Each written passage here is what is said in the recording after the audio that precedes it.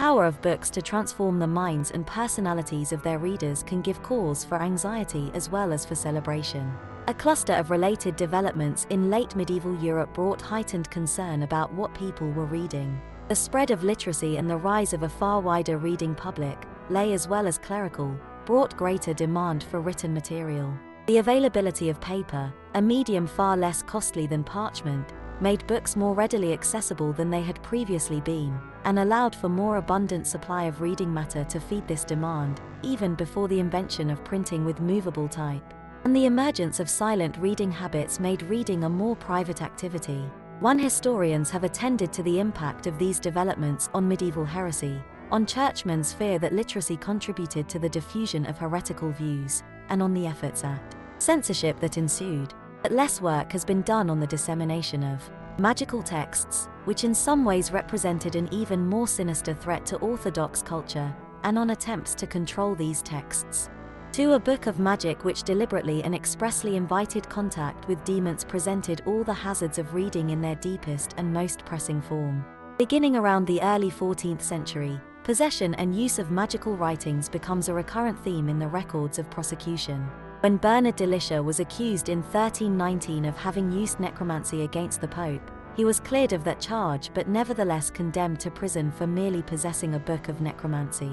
Fear of necromancy and of necromantic writings was becoming an obsession at the time, especially at the court of Pope John XXII, who in the previous year had commissioned the Bishop of Frejus and others to investigate a group of clerics and laymen charged with using books of necromancy, geomancy and other magical arts.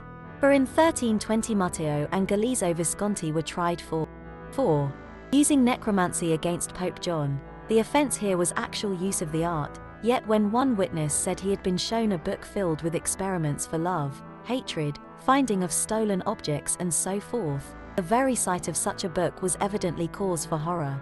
In 1406-7, informants claimed that a group of clerics had used formulas from magical books against Benedict XIII and the King of France, and the ensuing inquiry uncovered a box filled with booklets containing prayers, hymns and conjurations.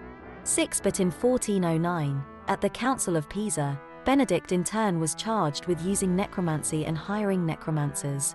The Pope, it was said, had sought out a book of necromancy available only from the Saracens and had purchased it for some 1,000 francs. A book of necromancy was allegedly found under the pontiff's bed. In such cases the uncovering of necromantic writings made more plausible the charge that necromancy had actually been used, but more fundamentally the books themselves would have impressed contemporaries as unsavory and incriminating, somewhat as the discovery of satanic paraphernalia might seem incriminating today. Not surprisingly, inquisitors and other judges used such discoveries as propaganda in their zealous campaigns against magic. In 1382 an inquisitor wrote to the government of Siena about a band of magicians at Rugo Magno. One Agnolo di Corso had been found in possession of a book of 70 chapters, which others had copied, and which spoke of invoking evil spirits to murder people or constrain their affections. 2 years later Niccolo Consigli was executed at Florence for practicing necromancy and unlicensed exorcisms. His judges confiscated and burned the books of necromancy from which he had taken conjurations. One might even say it was common for books of magic to be set forth as co-defendants alongside their owners and users, and indeed, as we shall see, those who condemned books of magic in some ways ascribed to them a kind of personality. When the books were burned, there were those, as we shall see, who heard the voices of demons in the crackling of the flames. The book burning might at times be voluntary. According to a 15th century biographer, Gerard Groot studied magic in his youth, and was accused of practicing it as well, but when he converted to a life of piety and forswore the art of necromancy, he consigned his books of magic to the flames. The movement he went on to found, the Devotio Moderna, was one of the most influential forces in the devotional culture of pre-Reformation Europe, a movement of inner piety nurtured by devout reading. Manifested in the copying out of pious phrases in personal florilegia, and financially supported by the copying of manuscripts, a movement, in short, firmly grounded in the book culture of late medieval Europe, and initiated with an act of penitential book burning.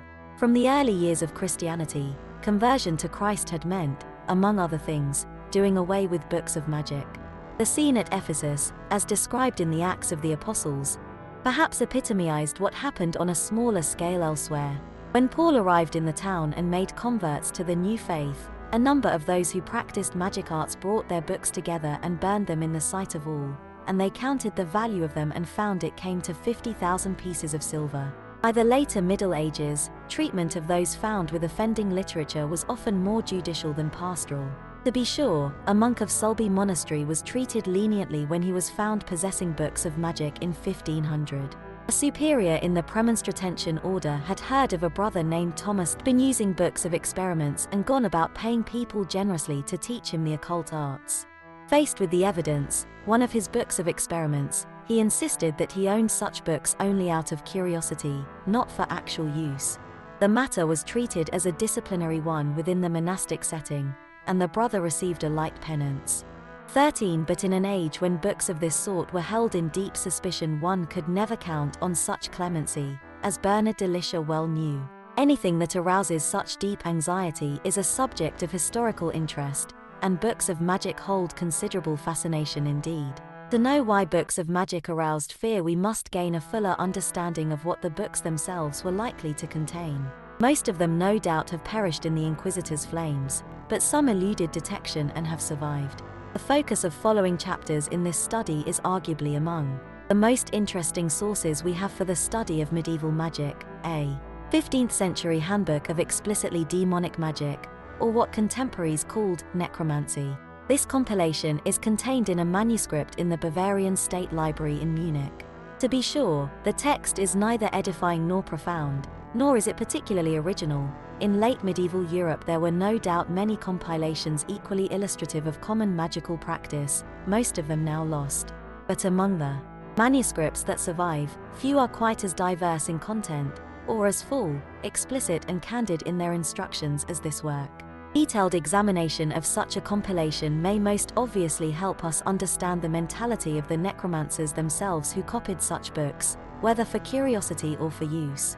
But study of this handbook may clarify several other factors in the history of magic, and 3 in particular. First, examination of a necromancer's manual sheds light on the function and cultural significance of a magical book itself. We will know more about the cultural significance of books generally, and we will know more fully the range of meanings a book could have, when we have grasped the role of this exceptional category of books. Second, the mentality of the necromancer's opponents becomes clearer from examination of such a compilation. The views of the Renaissance mags, such as Marsilio Ficino and Johannes Reuchlin, who insisted that they practiced a higher and purer form of magic than did these base necromancers, and those of the demonologists, Heinrich Kramer and his successors, for whom necromancy was a dark filter shading their perception of witchcraft. The reactions of the opponents may be historically more important than the attitudes of the necromancers themselves, because they tell us more about the culture as a whole, but we cannot begin to comprehend these reactions without knowing the realities on which they were based. Third, the rites contained in this compendium illustrate strikingly the links between magical practice and orthodox liturgy. The analogy I will use is that of a tapestry, whose display side implies a reverse side. So too, a society that ascribes a high degree of power to ritual and its users will invite the development of unofficial and transgressive ritual, related in form to its official counterpart, however sharply it may differ in its uses. Uses. A book of magic as a cultural artifact. A book of magic is also a magical book. It not only tells how to perform magical works, but shares in the numinous qualities and powers of the rites it contains. To be sure, not all magic is book magic. Much magical practice arises from oral culture, is transmitted orally, and is used without needing inscription on paper or parchment, even if it is the largely accidental circumstance of its having been transcribed at some point that accounts for its survival and its accessibility to us. But in the later Middle Ages certain forms of magic were increasingly assimilated to liturgy and increasingly written, so that a magical act was the performance from a script, or the observance of a rite whose details were enshrined in a text. This development surely owed much to the spread of literacy among the laity, but even more to the practice of magic among the clergy, particularly those on the fringes of the clerical elite. Judicial and anecdotal evidence suggests that explicitly demonic magic, called nigromancy or necromancy, 14 was largely the domain of priests, perhaps especially those without full-time parish employment, as well as ordained monks with some education and esoteric interests, university students and others who had been received into minor orders. 15. It was within this context that a book of magic would most naturally be perceived as a magical book, sharing in the numinous quality of the rites it prescribes. Christian ritual had from early centuries been the enactment not of oral tradition but of texts embodied in books. With the unprecedented late medieval diffusion of literacy, availability of reading matter and expansion of the clergy, books might still be accessible only to an elite, but it was a much expanded elite, and the numbers and varieties of books available were far greater than in previous centuries, so that maintaining control over this diffusion and this variety was scarcely possible, however much hierarchs may have attempted to censor the available reading matter. Little surprise, then, if books of magic found their way onto some readers' shelves, whether for use or for mere curiosity. Apart from its function as a repository of information and insight, a book can be of interest as a physical object, as a mirror of its writer's life and mind, and as a mirror of the society and culture from which it emanates and to which it returns. The surviving books of medieval demonic magic repay study from each of these perspectives, although their claims to significance differ from those of ordinary texts. A book of magic is a physical object like any other book, but even as object it is perceived as having sinister power. As a kind of negative relic, it reveals something of the writer's life and mind, but more often than in most other cases, and for more obviously compelling reasons, the authorship remains anonymous or pseudonymous, and it serves as a mirror of the surrounding culture, but often the mirror is a distorting one, a deliberately transgressive adaptation of what the society takes to be holy. Any book of rituals serves as point of contact between sacred texts, permanent, authoritative repositories of power, and their performance, which utilizes this power for specific occasions. The book itself, like a liturgical vessel or a sacred building, is consecrated. When a formula is read from it, the power of the text is enhanced by the sacrality of the book from which it is read. A book of magic may also be consecrated, to confirm the numinous power resident in the physical object. A book of magic is thus significant not only as a source for information about magical practice, generally more reliable than court records, denunciatory treatises and literary accounts, but also as itself a magical object, treasured and closely guarded by its possessors, and condemned to burning by judges in mimicry of the punishment that might await the magicians themselves. This perception of a book of magic as itself a magical object, and therefore as suspect, is seldom so dramatically manifested as in the canonization proceedings for Archbishop Antoninus of Florence, the man from whom, incidentally, the Malleus Maleficarum derived most of its misogynist tropes.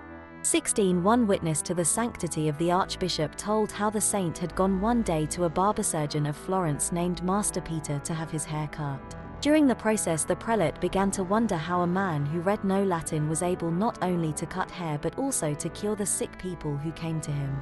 He learned that the barber had obtained a book of surgery from a Cistercian and had learned from it the art of healing. Antoninus asked Peter to bring forth this book and show it to him. The man readily complied. The archbishop recognized that the book was full of incantations and formulas and signs belonging to the wicked magical arts.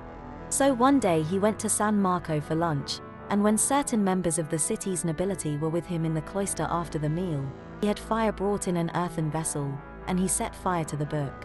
Immediately the air was so darkened that the citizens were afraid, and clung to the archbishop. He comforted them, saying that when the book was fully burned this darkening and clouding of the air would cease, as indeed happened. Then, calling these citizens and Master Peter about him, he explained that the book contained incantations, and that at some point a mass had been celebrated over it for conjuring and summoning demons, so that wherever the book was, a multitude of demons resided there. The burning thus served as an exorcism. The very pages seemed quite literally infected by demons, who needed to be banished. Once this was accomplished, Antoninus admonished Peter to find some other means for healing the sick. The man obeyed this admonition, and the canonization proceedings assure us that God did not allow his family to go lacking. The notion that demons could infest a book appears elsewhere. Michael Scott told of a magical book inhabited by spirits who call out when the book is opened, "What do you want? What do you seek? What do you order? Say what you want and it shall be done forthwith." 17. The theme admits at least two interpretations. One might see it as a way of symbolizing the ubiquity of malign spirits, their eagerness to seize any opportunity for mischief, and their dense concentration in those places and objects seen as special occasions of sin. Beyond this, it can express obsessive anxiety about the book itself as an object invested with a kind of negative sacrality, something taboo, a source of spiritual and psychological contagion. The difference is not that the first interpretation is cultural and the second psychological. Both interpretations function on both levels, relating the concerns of individual observers to the shared perceptions of the society. But the first interpretation places greater weight on the theological assumption that malevolent forces are secretly present in the world, an objective assumption in the sense that it is widely diffused within the culture, eliciting and appealing to a diversity of personal concerns and anxieties.